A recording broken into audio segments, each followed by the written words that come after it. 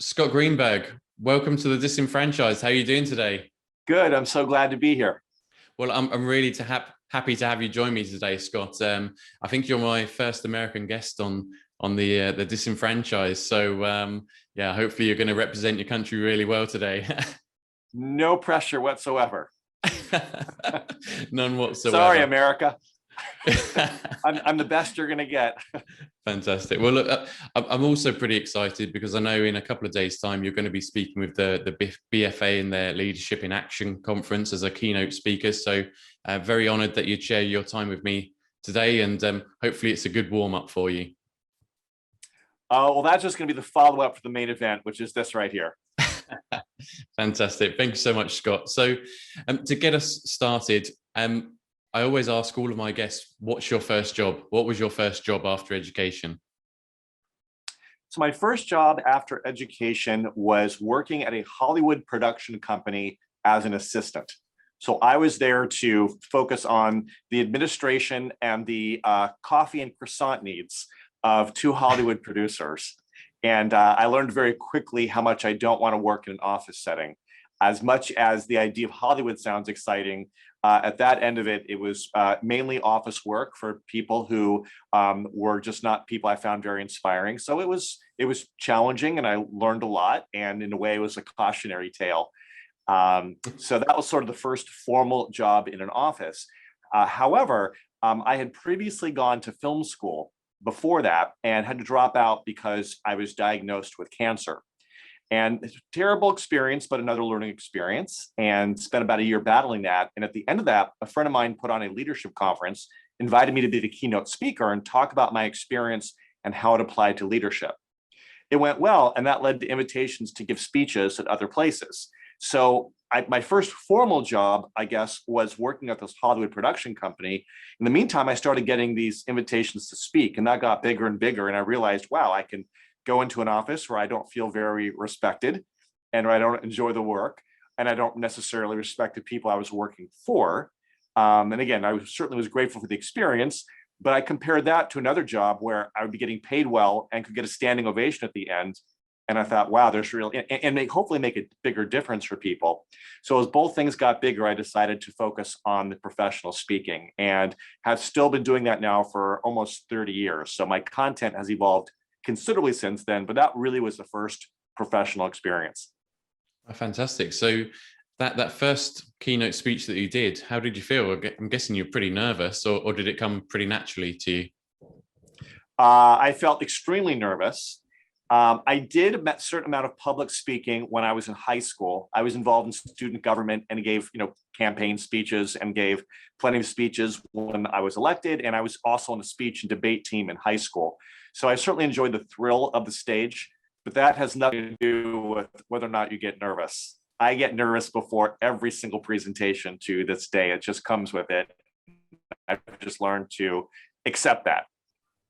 Okay. Yeah, I've heard quite a few people say that before, that you just have to use that energy rather than kind of succumb to it and panic before the main speech. So that's really interesting. So you say you've done that for 30 years. Is that the only thing that you've done in your career, or what else has been a factor before you found the franchising world?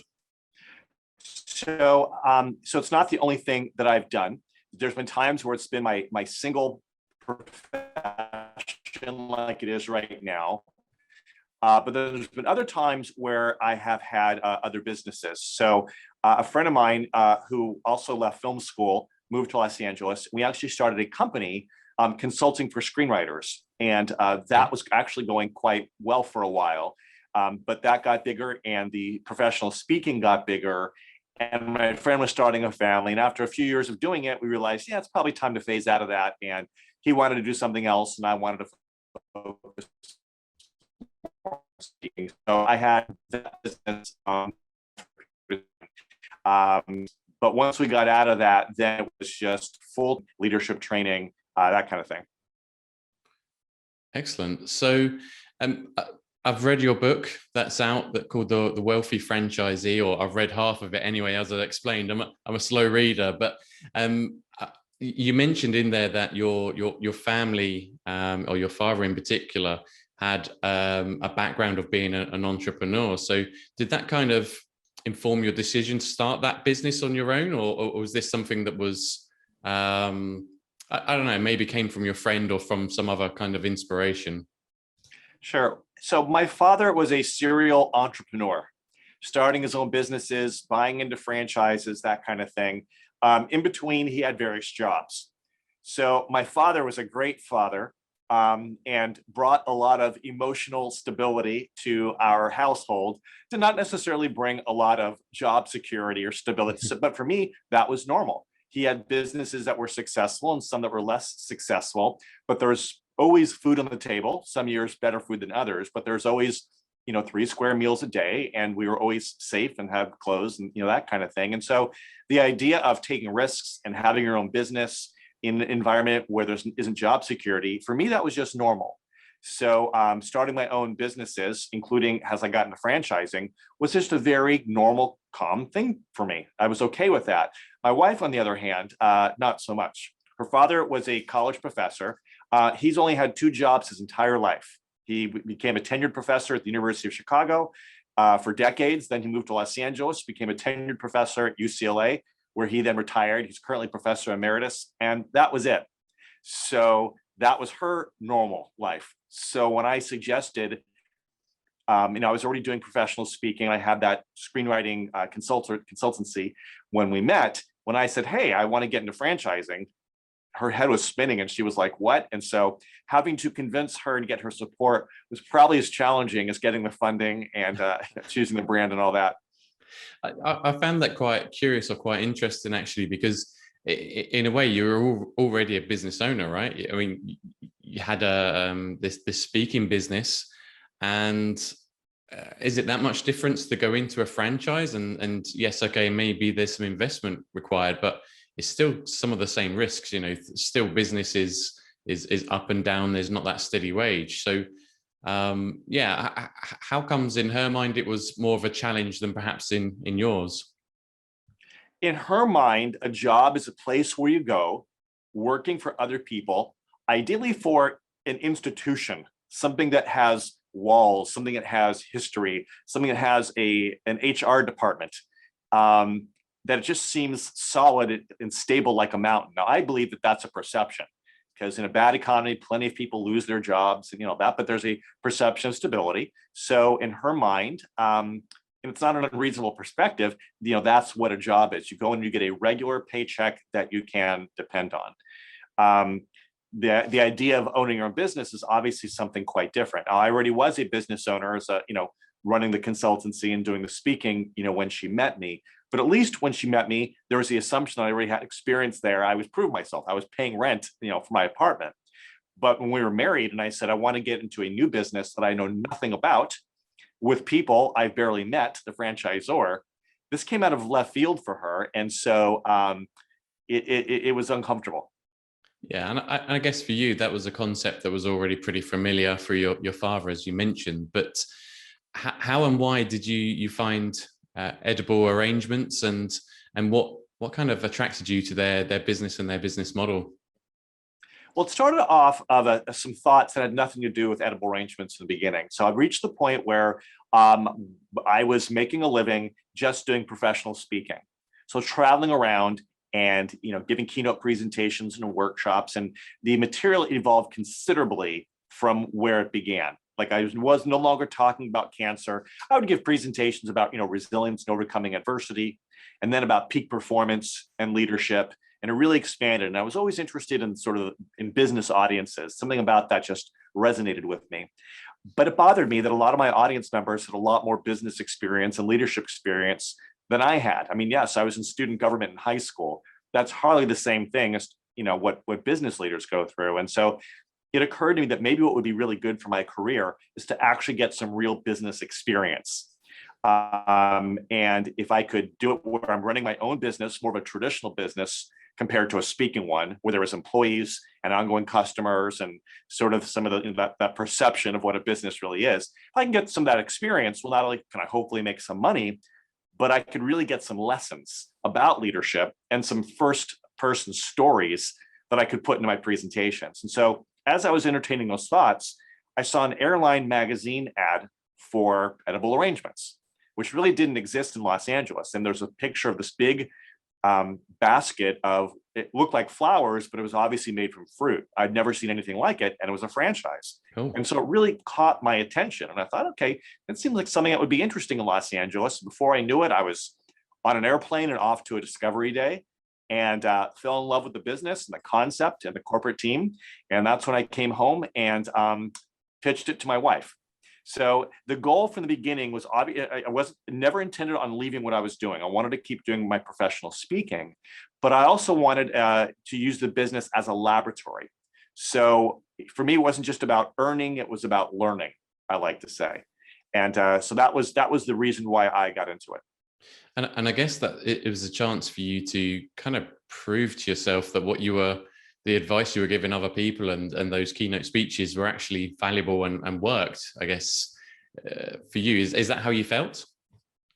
Absolutely. I wanted to go in and see all the things that I had heard, the things that I've been talking about, reading about.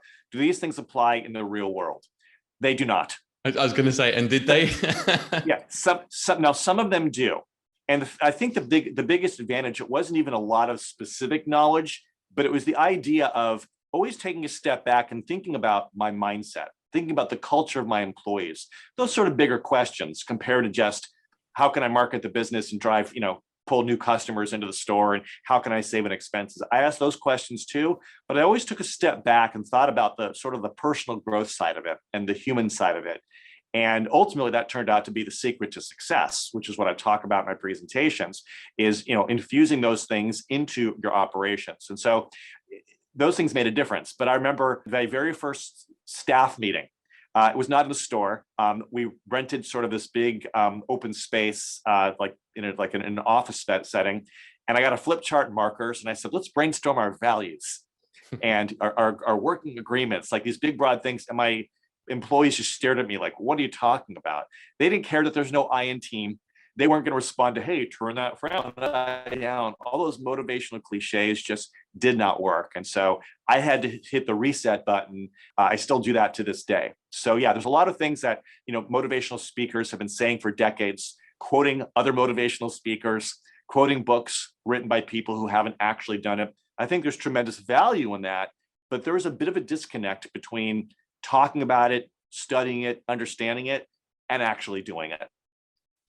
And also, I think, so I've been listening to a lot of people that talk about mindset, and you're right, some of it doesn't translate into practical or tactical kind of things that you can use in your day-to-day life. But I think that mindset piece is really important, because you've got to understand the mindset of an employee and what that is to a mindset of a business owner or somebody who wants to grow or develop or like you said earlier, learn. So in terms of your staff then, how did you start to overcome that challenge of getting them on board and starting to build a successful business for yourself? I learned very quickly that I could not expect employees to sort of come in at what I, believed was sort of this higher level of thinking. I had to meet them where they were at and then slowly work to get them on board with my approach, with my philosophy. So I certainly made plenty of mistakes. I hired the wrong kind of people, but over time I realized for the kind of work that we were doing, skill set was not as important as their attitude and their mindset. So if I could hire people who had a certain level of enthusiasm, had a desire to learn, had a desire to be a part of something, well, then I can mold them and give them skills, not only to, do the actual work, but to grow and to make them leaders. And for me, that was a priority, because I didn't want to have to be there. I wanted to be out on the road giving presentations and possibly start other businesses. So I knew very early on, I couldn't just direct their work. I needed to develop them into leaders. I also knew I couldn't pay them well, just based off of what our revenue was, what the business model was, or labor costs that I needed to keep so I could be profitable. So I had to find other ways to compensate them. And what I learned is how much they appreciated being appreciated, and how much they appreciated personal growth and professional growth, and really being part of a team that feels like a family. That I could afford. So I put a great emphasis on that. And when I did, I saw performance go up.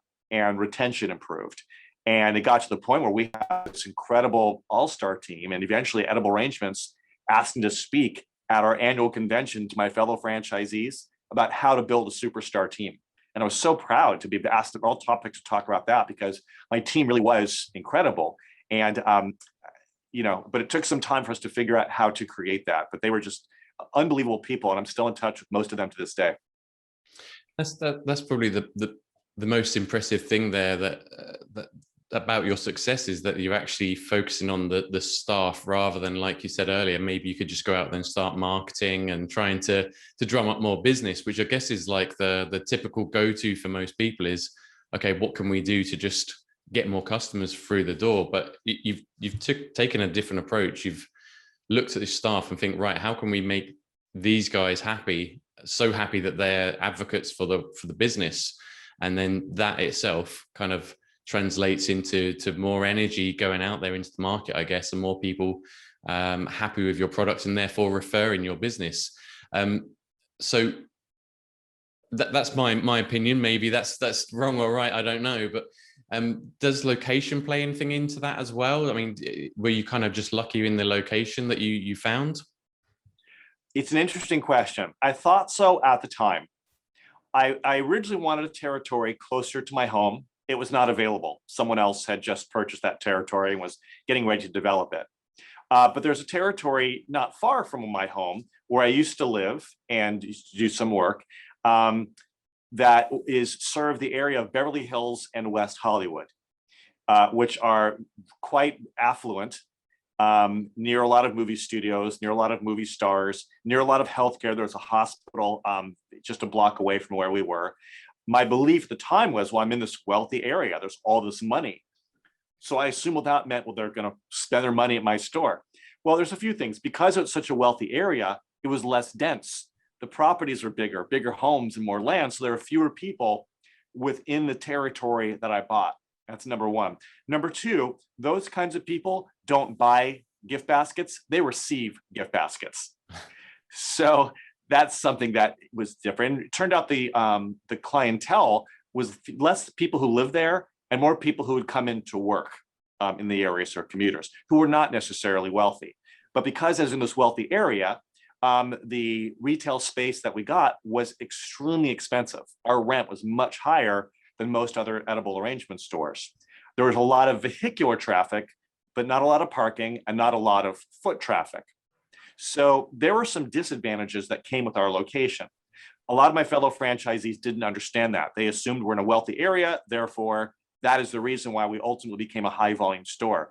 They didn't pay attention to our online reviews and to the experience we gave to our customers and all the time I put into really caring for and developing my employees. What you described earlier was my strategy from the beginning. I knew that I needed to provide an incredible customer experience so that customers wouldn't just come, but they would come back and would talk on our behalf and would post great things. I knew that that experience was the key to building the sales that I want. So in order to provide a great customer experience, I need to provide a great work experience for my employees.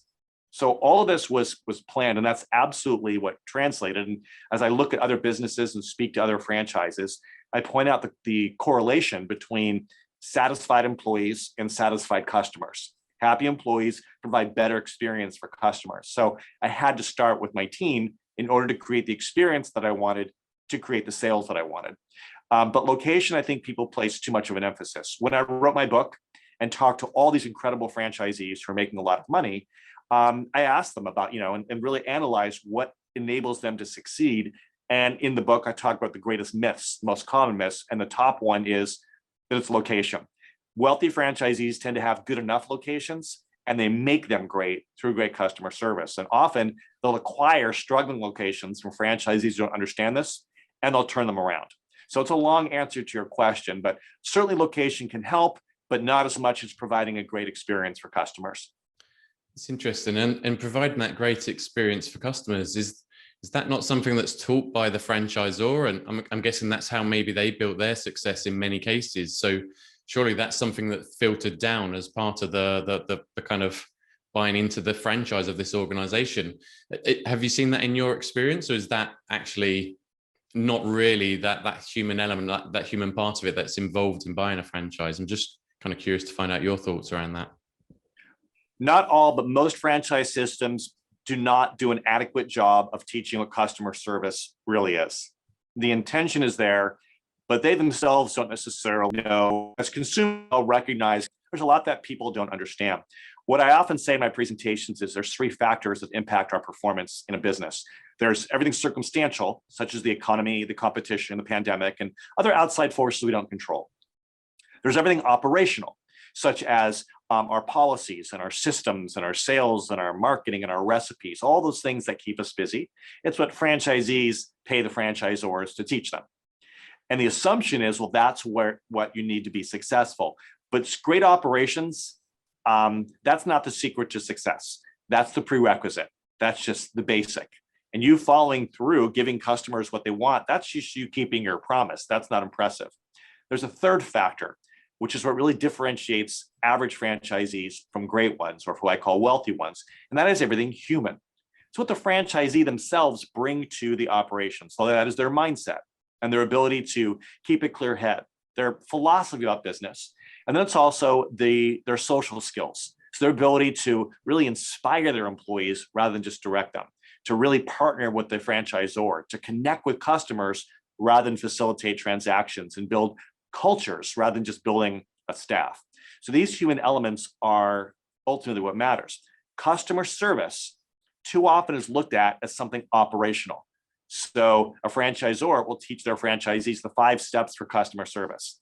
The problem is when you teach it in that form, it becomes robotic. Hello, welcome to Acme Burgers. How can I help you? You say the words, have a nice day. You're saying the words, you're adhering to the script, but that's not the same thing as truly having that desire in your heart to serve. So too often customer service is treated just operationally. We need to instill in our employees the philosophy of customer service, to understand it's not enough to say the words, but to really provide hospitality, to really try to find a way to personally connect to the customer, to understand you're not just there to kill their bugs, to care for their elderly parents, to give them a cheeseburger. You're there to elevate their emotional state, to use that moment to make them feel better than when they came in. Everyone says they're in the people business, but what does that actually mean? To me, it means we use our products and services to elevate their emotional state, because customers remember less what they got and more how they feel. So great customer service means you're using your business to make people feel better. Not too many franchisors are teaching that concept. No, and it's then leading me on to think that maybe it doesn't matter so much about the product, right? So if you can come in with the right attitude and build the right culture and generate this buzz about the experience around the experience that the customer has with you and your brand or your products or your staff, that's almost the key. So do you agree that it doesn't really matter on the product or the franchise system that you're buying into? I do not. I think the system is super important. And I think the product is important. It's what people come to us for. They're not coming to us to say, hey, would you elevate my emotional state? Unless you're a psychologist, but otherwise they're not thinking that. Deep down, they want that without realizing it, but they're thinking they want the cheeseburger, the oil change in their car, the product, service, or solution. So, but delivering that is, like I said, that's just the basic. That's the foundation.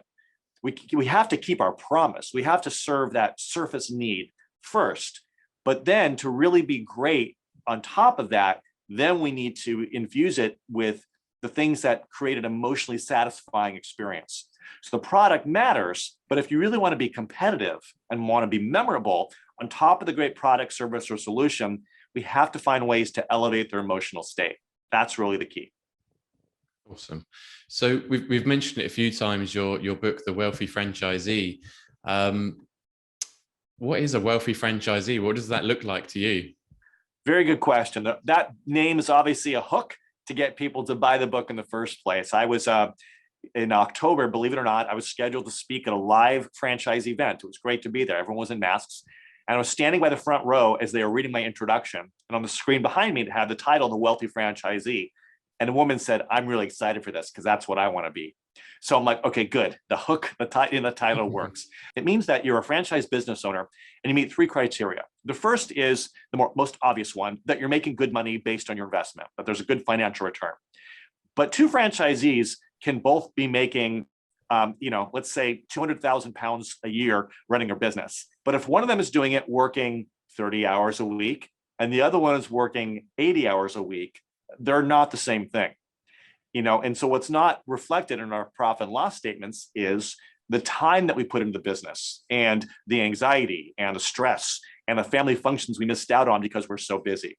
So the second factor to be a wealthy franchisee means you're in control of your time. You're not a slave to the business, that you can leave to have dinner with your family, that you can take vacations, that you have free time, or you have time to open up additional businesses.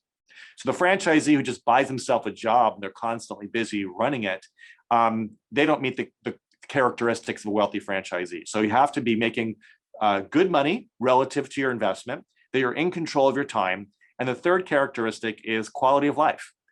I have met some franchisees who wake up in the morning sick to their stomach, thinking about having to go in and run the business. They don't like it. Other people who really love it or love what the business enables them to do, or they love something about it. Their life is better for having a business in it. So all the franchisees who I profile, the ideal franchisee who I try to help all franchisees become is someone who meets all three characteristics. So how can somebody, before they buy into a franchise, how can they almost guarantee, or is there a way that they can almost guarantee that they can become a wealthy franchisee? And that's probably the big question that everybody would like to have answered. But do you have any thoughts around that? Yes, there is no way to guarantee. It's business. You're hedging your bets. Now, unlike getting a job where you're helping someone else achieve their dream, running their company, running their business, at least here you have some control. You don't control your circumstances, but you do control how well you execute operations. You do control your relationships with your franchisor, with your vendors, with your employees, with your customers in your community, and you control your own mindset. So there's a lot we have control, and in that way, it's a safer bet, I believe, and especially if you're buying into a proven system and then you stick to that system. But there's no guarantee. There are plenty of people who did everything right in perfect circumstances, and then the pandemic hit, and suddenly their business was not allowed to operate. That's not their fault, but life doesn't really guarantee us anything other than surprises. So there's no way to guarantee it, but you can maximize your chances. And that's what all my work is about, is helping franchise business owners understand all the things that they can do to put the odds more in their favor. Fantastic. So as a keynote speaker, then you've been to a lot of different franchise brands and spoken at their conferences. Is there anything in particular people can look out for in the franchisors that you believe make them a good franchisor, that they can perhaps keep an eye out for when they're going to these discovery days? Yes, such an important question. The most obvious one is that they have a good, proven operation. Yesterday, I spoke to a 20-year-old man who wants to buy a franchise. And I have such respect that at 20 years of age, he's already thinking about it and has saved up a decent amount of money to be able to finance most of it and pay cash. So I really respect him for that. Oh, wow. And the brand he's considering has just started franchising, and he would be among their first franchisees. And so I had to be very careful about holding my opinions back and just answering his questions. But I think we want a franchisor who has a proven track record. I spoke with one franchisor recently who, if you go to the website of the brand, it doesn't promote the business itself for consumers. It promotes the business opportunity for potential franchisees. He's trying to sell franchises, but he has yet to open a single unit. Wow. He himself has not proven the concept or put in his own money to build one, but he wants to now have other people invest their life savings in it. I question that. So I think it has to be a franchisor who has built the business multiple times in multiple markets, proven that not only can they build a successful business, but they can replicate the systems in different markets so that they can assure us that it's a viable concept. So that's the first thing. The second thing is it's something that you're interested in, something that you would enjoy, something you wouldn't mind, putting a lot of time into. But then beyond that, and those first two things are pretty obvious, but the less obvious one that I think is critical is to look at the culture of the franchise system. Is it positive? Is it healthy? Do franchisors and franchisees communicate well? How are ideas put out there? How do they resolve conflict because it's going to happen?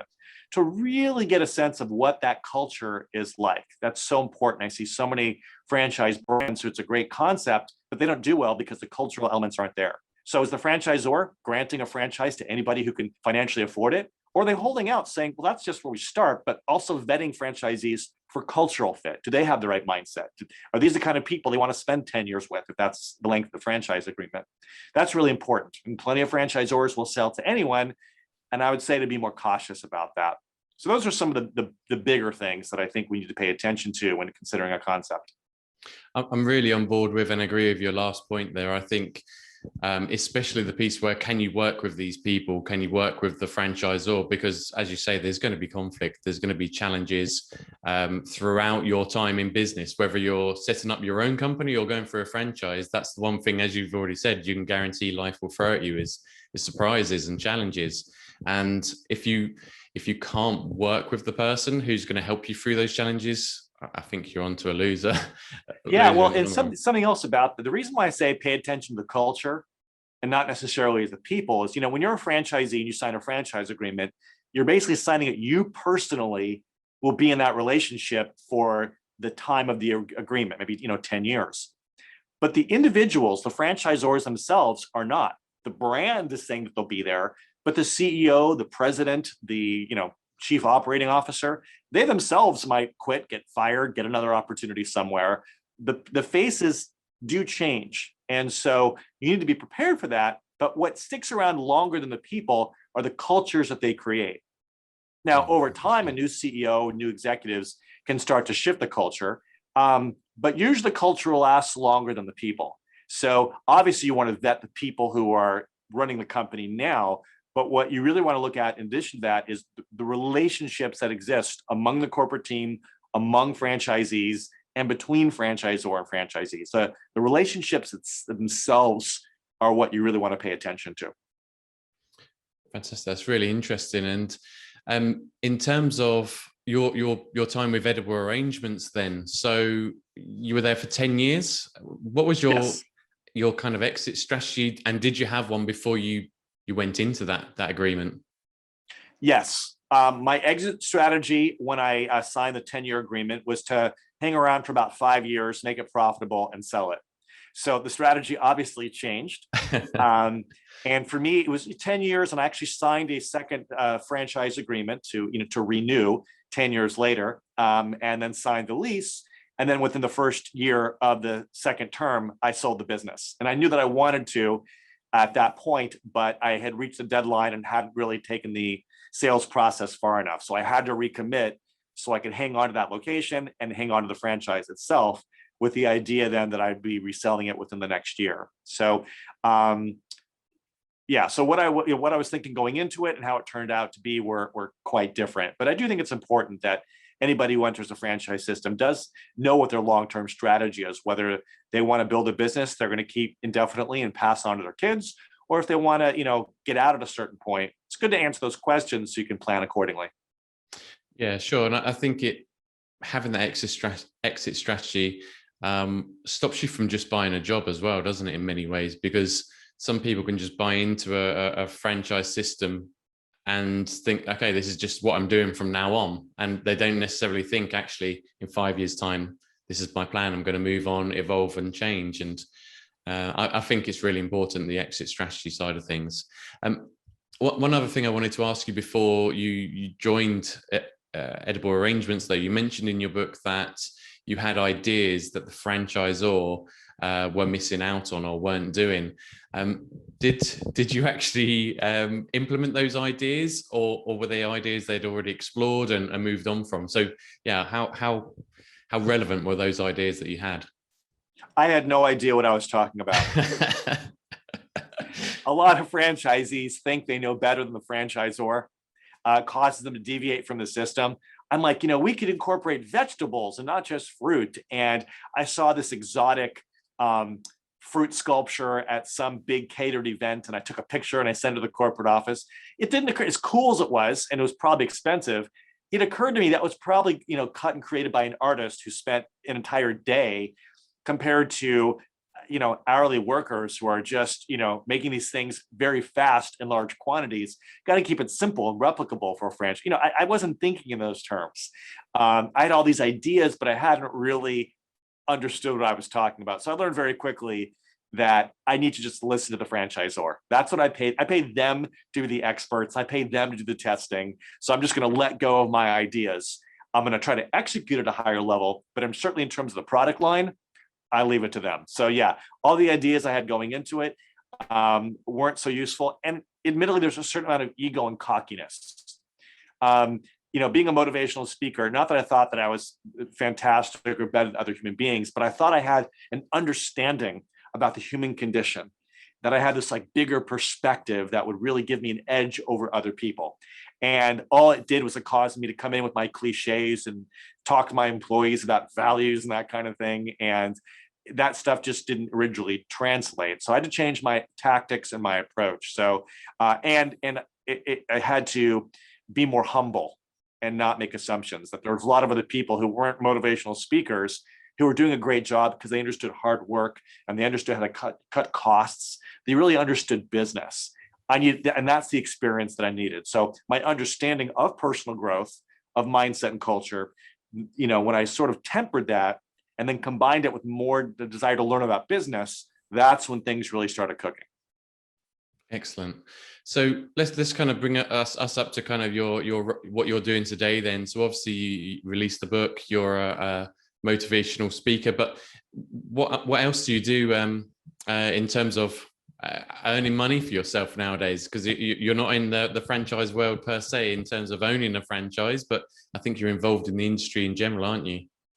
Yeah, so the work that I do is helping franchisors close the franchisee performance gap and helping franchisees grow their business.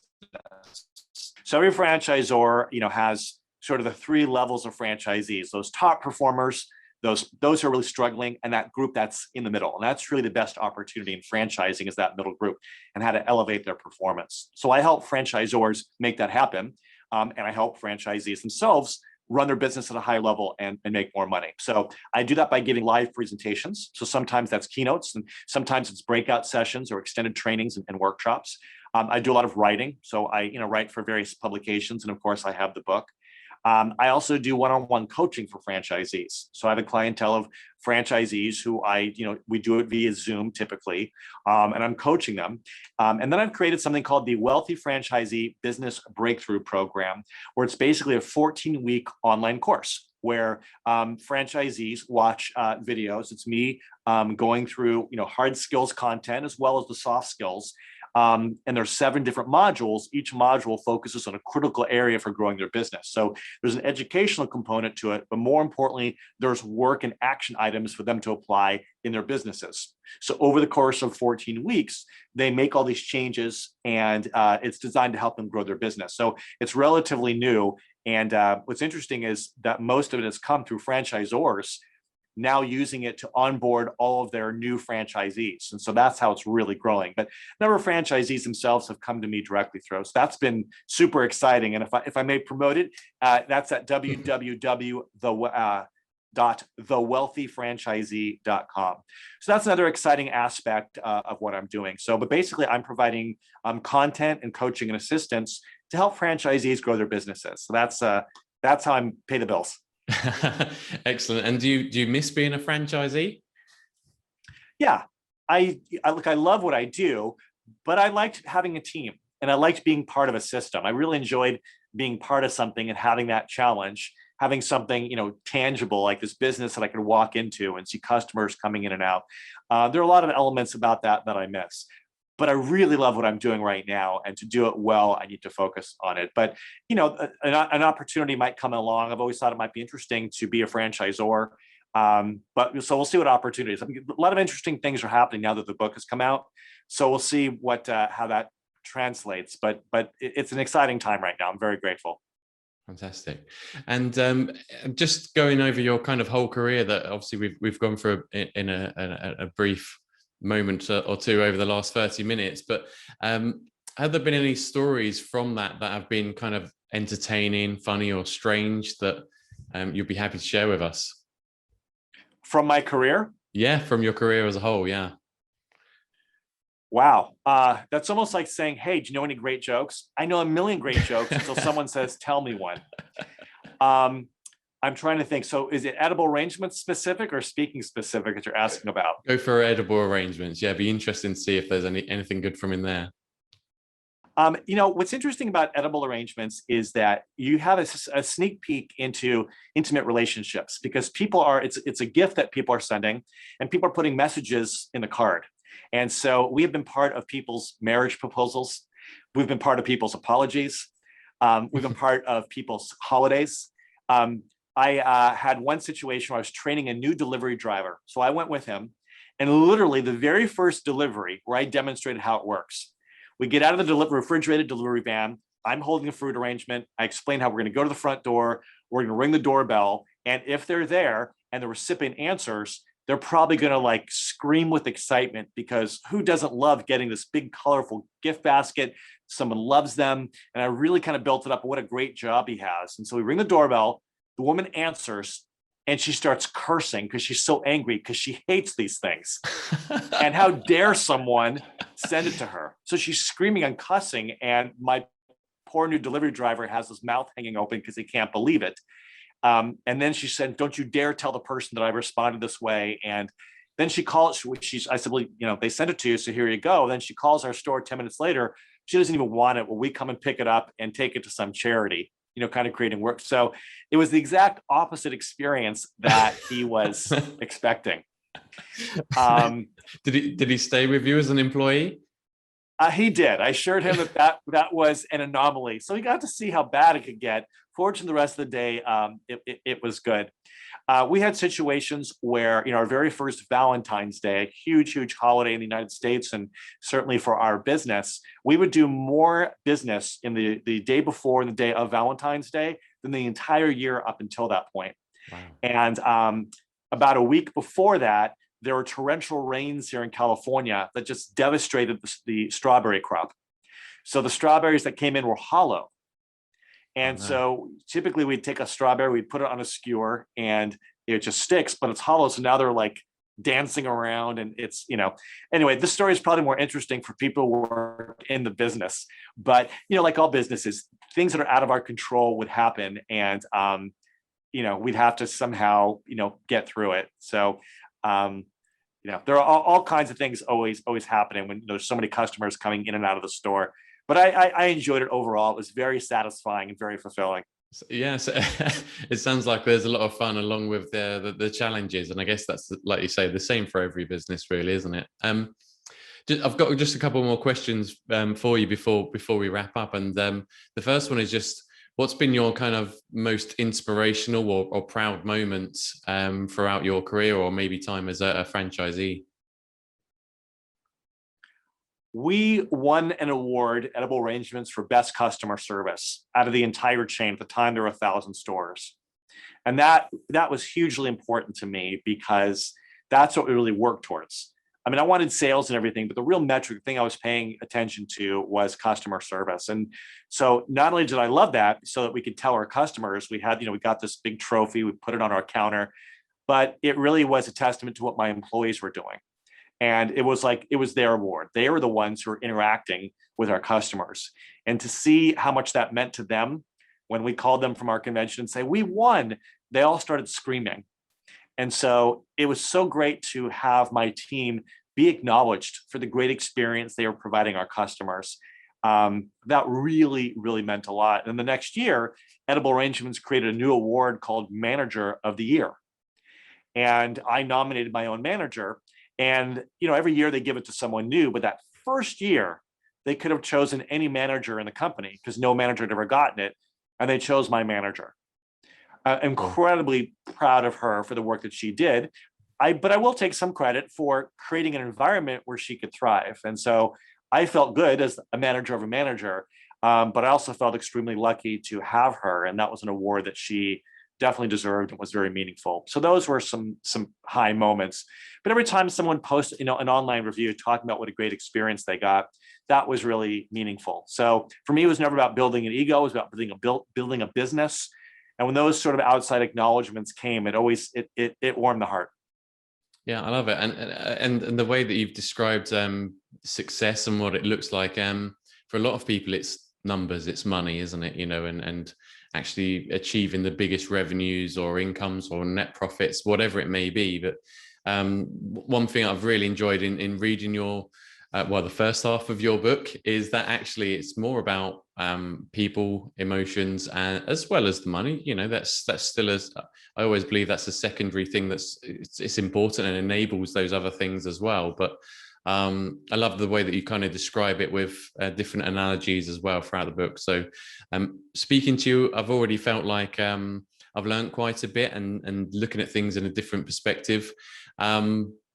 But one question, the final question I wanted to ask you is, if you could just take one piece of advice and make sure that this is the thing that the person listening to this podcast takes away with them when perhaps they're considering buying a franchise, what would that be? If you want to succeed in franchising, whatever brand you choose, you need to do these three things. Keep a clear head, so you're objective, not running with emotion. Stick to the proven system. Trust your franchisor. And the third thing is use your business to improve the lives of everyone it touches. Your vendors, your employees, your customers, your community. Those three things. Keep a clear head, stick to the system, use the business to improve the lives of others. If you do those three things, you're going to put the odds much more in your favor. Fantastic, Scott. It's been excellent speaking to you. I really appreciate you sharing your time. Good luck with your upcoming keynote speeches, and